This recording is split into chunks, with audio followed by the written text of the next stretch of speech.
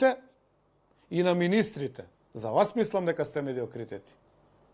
Оти еден од вас, мора да има еден од вас што нема да се сложи со ова што го прави Гаши, со дивеењето и претварањето на Македонското собрание во верски објект. Еден има ли? Ама да е паметен. А медиокритетите? Баш како што реков претходно. И во меѓувреме, да, све е розово, све е супер, све е добро, ама Македонија, гледате во која насока оди. Сите си прават, односно си зафаќаат своји делови.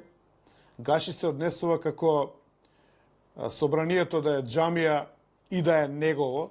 Значи, мисли и негово дека е, и џамија дека е. А всушност е парламент, највисок законодавен дом.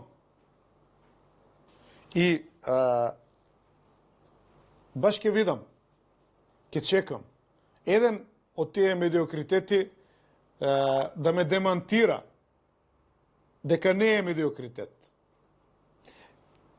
Одма да кажем, се сомневам дека ќе биде така. Но еве ќе чекам. Не велам дека сум управо. Дај Боже да има некој човек таму со став.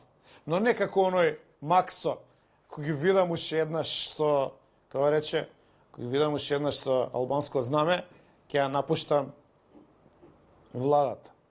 И овие утре дента пак со албанско знаме. И он 2 дена после тоа соопштение. Ние се залагаме за примена на законите, да се решаваат проблемите.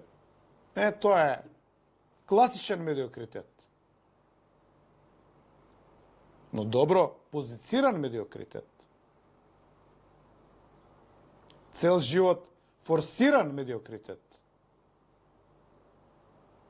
И немојте да очекувате дека државата ќе биде подобра кој имате медиокритети од парламент до влада до општини и државни институции.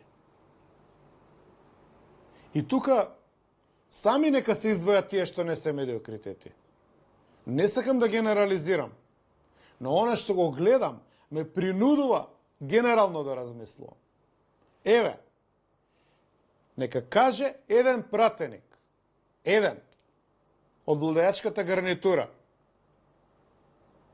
од нашиве, дека не се сложува македонскиот парламент да биде џамија. И ќе аплаудирам. Ама погодувате, тоа нема да се случи.